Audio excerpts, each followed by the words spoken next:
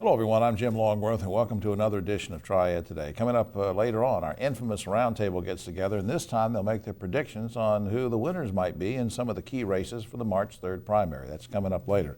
But between now and then, some great guests and important information coming your way. We'll give you some tips on senior care. We'll talk about citizenship and immigration law. And we'll have a conversation with another one of the candidates running for Congress in the newly formed 6th Congressional District, this time a conversation with Derwin Montgomery. All that and more. But first, we turn our attention to a legend, a jazz performer, a man who hailed from High Point and who is being celebrated in many, many ways in this area. And we have three very special guests who are going to tell you what those ways are. On my immediate right, Melody Burnett is president of the High Point Convention and Visitors Bureau. Next to her, Phyllis Bridges is co-chair of the Coltrane House Oversight Committee, and she's a local historian. And Joe Williams is festival organizer for the John Coltrane International Jazz and Blues Festival. Thanks for being here, everybody. Thank you. Phyllis, I'm going to start with you, if that's all right. Just remind folks who John Coltrane was and how the House Project came about. Okay, John Coltrane is an international icon. Raised in High Point to about roughly the age of 17. This project came about 3 years ago. I kind of spearheaded a campaign to get a historical marker placed at his childhood home. And then after that, the Coltrane Project was formed, and that is some concerned citizens of High Point who want to save his childhood home and continue with his legacy. I think that's great. Big plans coming up. You're going to do fundraisers, or what's going to happen? We're going to do fundraisers to raise money to preserve the house because it does need some work, and we are going to decide what we're going to do with it afterwards. All right, Joe, let's turn to the festival, and I'll plug when that's going to be later on just to let people know. But for now, how did the Coltrane Jazz Festival come about? Well, initially it was a project to get a statue of John Coltrane downtown City Hall. And once we accomplished that, it was momentum that built from that. It's like, what do you do next? So I'm a music guy, and in the conversation, our festival was the perfect way to keep its legacy going. Absolutely, and you're the perfect guy to do it, and we appreciate that. Melody, let me turn to you. Why is this festival an important economic driver for High Point's tourism economy? Well, it serves as a significant attractor for High Point. I mean, there's pinpoint reasons as to why tourists want to come to this festival, and it's been growing 45% since the last 5 years. I mean, it's close to 8,000 attendees. $1.1 million of economic impact. So wow. As a destination marketing organization, we love those numbers. Well, let's talk about another phase of marketing and tourism. What's your overall goal in terms of packaging all the various points of interest that have to do with John Coltrane? How are you putting that all together as a tourism and visitors thing? We know Joe's doing a great job of getting them here. Phyllis is going to do a good job of getting them engaged, and so it's our responsibility to make sure that we don't miss a rock unturned. We need to make sure they're having a great experience with the restaurants, with our historical perspective, having them to come here for a second night. You want everybody to have a good experience when Absolutely, they come in. want them to be engaged to the max. Just don't come to the festival, go to all touch points that have to do with High Point and beyond. So Joe, in that sense, the late John Coltrane is still sort of being an ambassador to people coming in the area. Absolutely, and the festival has reached the whole U.S. We've had people from South Africa, London, so it's really, really taken off organically. Yeah, Joe, very quickly, I think I read somewhere, maybe it was Melody that sent me some information about an essay contest. Quickly, what Absolutely. Is that? We have a student essay contest, and if a student will write an essay and he has a desire and aptitude in music, we make an effort to get them brand new instruments. And it's just a wonderful part of the festival. That's just great. Up on screen, I want to give this just to let people put this on their calendar. The John Coltrane International Jazz and Blues Festival. That's Saturday, September 5th, Sunday, September 6th. ColtraneJazzFest.com is the website on screen. 336-819-JAZZ is the number. Now, for information about what's going on in High Point with tourism, all the great work that Melody's doing, and everything High Point, go to highpoint.org. Again, for the radio listening audience, that's highpoint.org. I hope you will do that. I can't tell you how appreciative I am of the work the three of you are doing in this regard and in many other things, and keep it up. Thank you. Thank you for having us. We'll be right back after this. On Triad Today, and it's time to meet another one of the candidates running in the newly formed 6th Congressional District, which includes Greensboro, High Point, Winston-Salem, all of Guilford, and much of Forsyth. Derwin Montgomery was the youngest member ever elected to the Winston-Salem City Council at age 21. Then he served 3 terms there, and now completing his first term representing the 72nd District in the North Carolina House. Good to have you here. Glad to be here with you. Good to see you. I'm going to ask you to start off the same question I ask everybody. Why are you running? Well, I am in this race because I believe that at this moment in time, with all we see happening in Washington, D.C., we got to have a voice in the 6th District that has experience fighting for everyday folks. That's who I am. That's who I have been. And I think that once you get to Washington, D.C., your perspective and understanding of everyday people, if you don't have it before you go there, you're not going to learn it when you get there. Yeah. What are some, let's say you get elected. Now, what are some of the priorities you want to focus on? Well, there are things that when I first started running, I had at the top of my list. Many of those things are still there, but as we continue to have conversation and dialogue with constituents, there are 3 things that continue to rise to the list of folks. Folks are very concerned about healthcare, not sure what's going to happen in the area of healthcare, and I'm one who supports us moving forward towards a universal healthcare. I've been an advocate for it because I think that the ACA was a good step in the right direction. The fact is that at the time President Obama put on the table universal healthcare, but Democrats took it off because Democrats couldn't agree on moving forward. And that's too bad it didn't happen then because it didn't do anything to address capping the limits, or people still had a hardship. Go ahead. Yeah. Well, and that's the point. And so as much as I'm desiring for Democrats to hold the U.S. House and take back the Senate and win the presidency, if that happens, we have to use that moment to move forward the progressive legislation on universal health care. Hey, I once read that you're a big proponent of universal pre-K. Yep. Why? Well, because when we see folks who come into the door in kindergarten, the fact is that the data is very clear. That we have to start earlier, and that comes from actually cradle to career in terms of how we're supporting children moving forward. One of my first jobs out of college was working in Head Start program, and I saw directly firsthand what happens when you invest in early education and you prepare folks to move into the public school system. And we fail so many of our young people because we don't provide a universal pre-K that prepares everyone on an equitable footing when they start off. Only if you can afford it do you get the best pre-K. And the fact is that we have children who deserve better, and we have to start early. Very quickly, I know that the plight of the homeless means something to you too.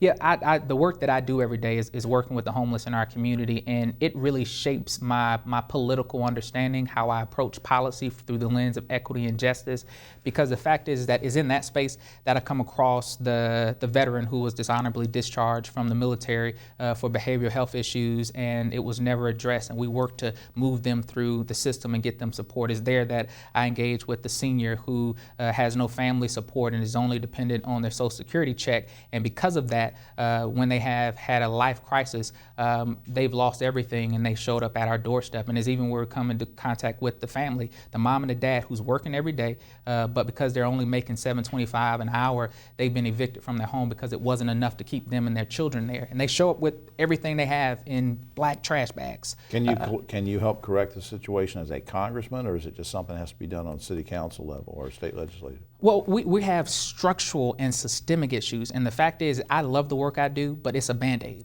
because we're serving as an emergency service to help folks, and we don't deal with the core structural issues of ensuring that we have pay equity for folks. $7.25 is not enough. We need to move the minimum wage up to at least $15 an hour. Yeah. When we look at Social Security and Social Security benefits for our seniors, we have to ensure that, one, the system is stable, but also that we're stepping up the compensation that we have for folks. And those are actions that get taken at the federal level. I have a few seconds left. What about your background and experience will make you an effective congressman quickly?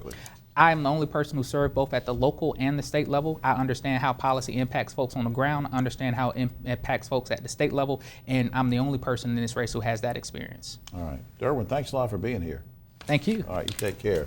You can visit Derwin's website at www.derwinmontgomery.com.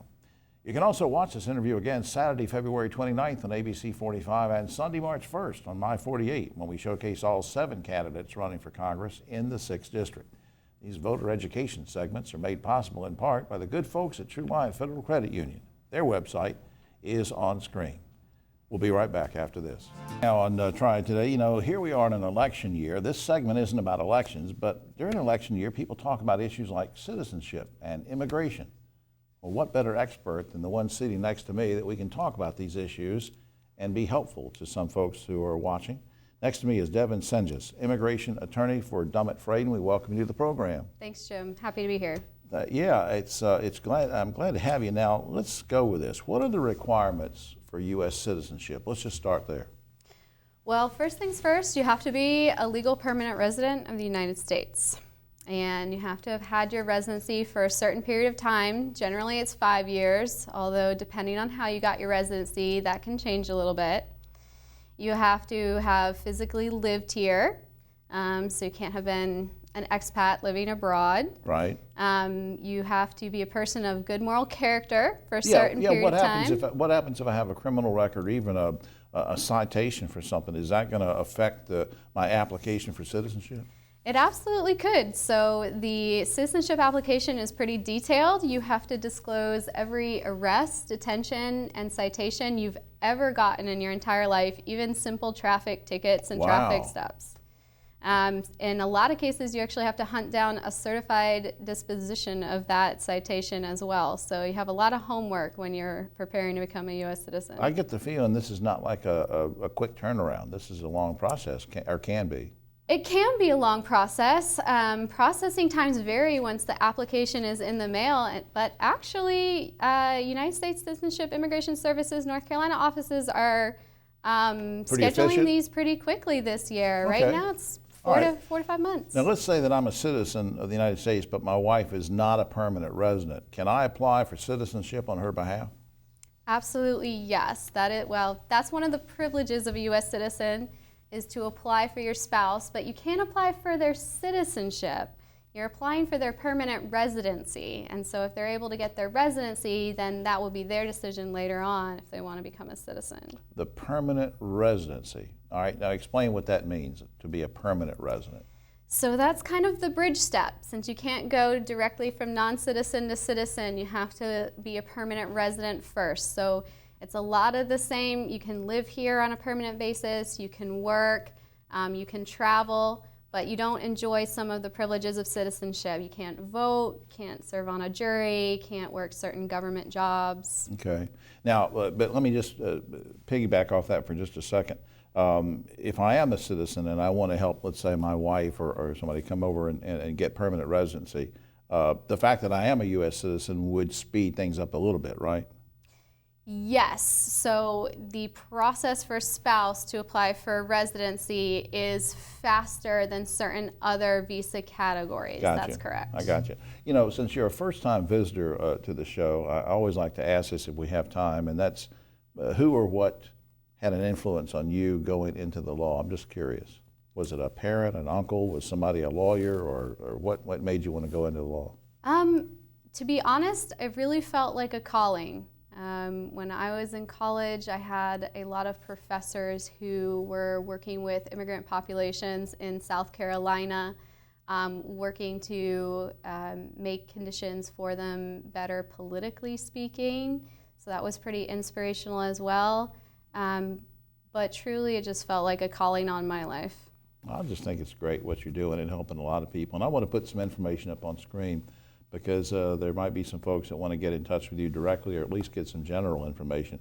Up on screen, www.dummettfraden.com, dummettfraden.com, or you can call 877-978-3218. All that information is up on screen. Somebody can make an appointment to talk about this, or you'll have some information where you can check that out. Devin, I really appreciate what you do for the community. Thanks a lot for being here. Thanks so much for having me, Jim. It was a pleasure. All right. We'll be right back after this. Triad Today, we get a lot of questions from people saying, we're always glad when we talk about senior care, give some tips on what we can do for a loved one who might be getting older, might need to think of a place to stay. And we have an expert with us right now from the Ridge Care family, and we're going to talk to him about some of these issues. Next to me is our good friend Dylan King. He's Executive Director of Mallard Ridge Assisted Living. That's part of the family of communities of under Ridge Care. Welcome. Good to see you. Thank you. Thanks for having me. All right. Let's get a plug in for Mallard Ridge. Let's tell everybody where Mallard Ridge is and what kind of facility is it. So Mallard, like you said, Mallard is under the Ridge Care umbrella.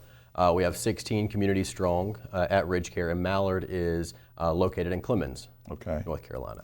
All right. Now, since we know that your place specifically is assisted living, and people say, well, wait a minute, I know about Ridge Care. I guess all the communities, Ridge Care communities, are alike, and they're not. They serve different people, different purposes, different needs. So let's talk about it. I'm going to throw out 3 things, and I want you to help me learn the differences between them. Assisted living, skilled nursing, and independent living. Right. So we'll start at the top. Independent living, which Ridge Care does have. We have 3, and 2 of those 3 are located in the Triad. Independent living is more for individuals who more focus on the social aspect, with the desire to have more a studio or a 1-bedroom apartment, Right. 2-bedroom apartments even, and that social atmosphere needed rather than sitting at home by themselves in Right. their home that they've been in for 60 plus years. They can go to an independent living community and get that social interaction. Interaction, yeah. They can have meals prepared for them there.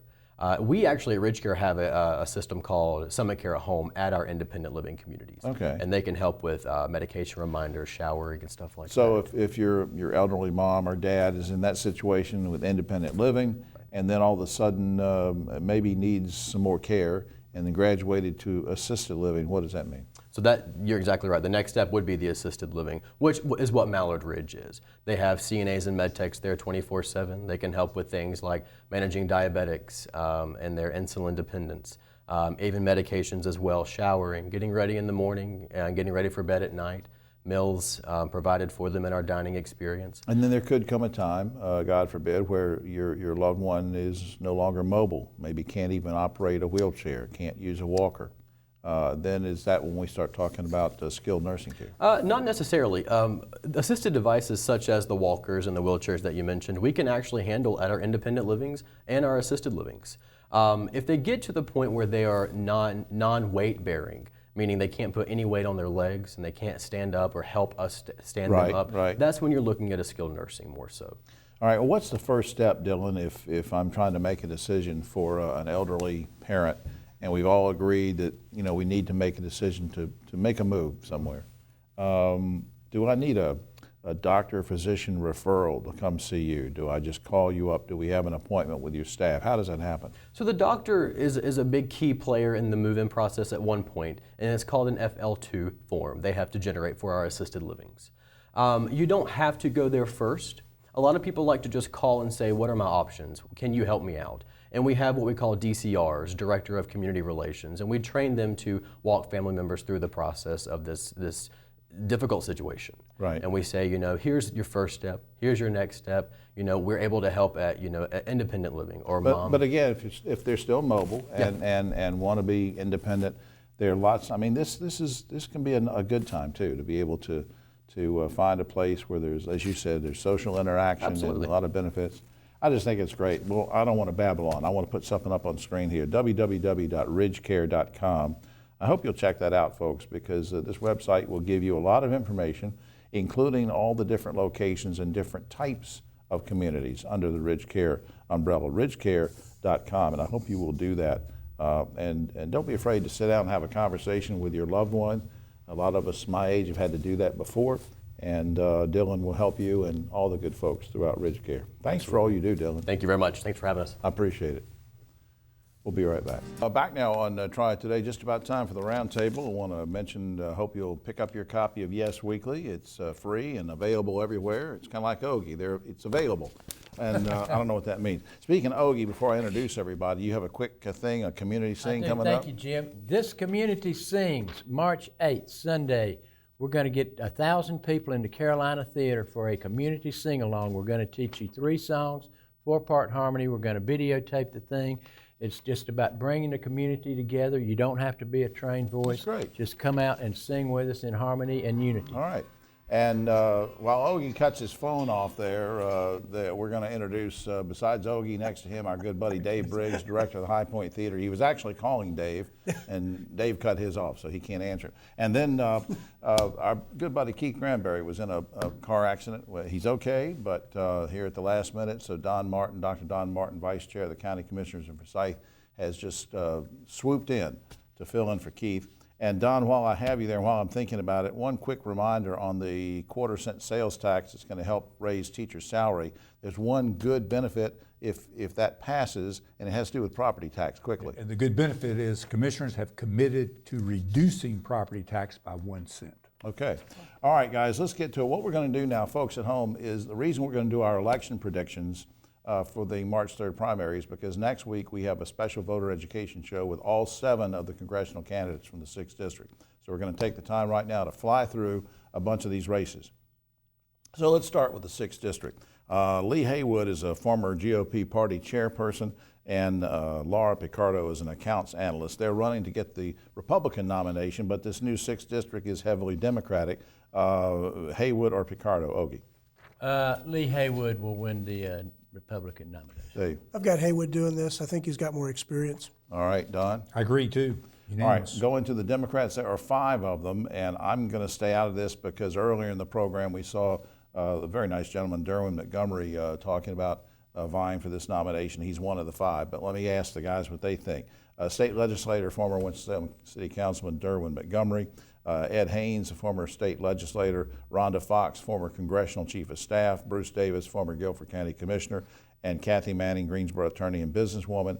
Who wins the Democratic nomination on that? Ogie? I like several of them. I really do. I think Kathy Manning will win. She's got the party apparatus and the money behind her. I really like Rhonda Fox. If Kathy weren't running, I would support Rhonda Fox. Dave? I think Kathy Manning has the name recognition because she ran against Bud in before 2018. I think Kathy Manning too, but if there's a runoff, your guest today, Derwin, is a good man, and I think he will do very strong. He will run very strongly in Forsyth. And since Don mentioned the runoff, folks at home, just in case you're wondering, in this kind of a race with this many people running, let's say Kathy were the top vote getter. She has to get 1 vote over 30% to avoid having a runoff, which would then happen in May. So we'll see what happens.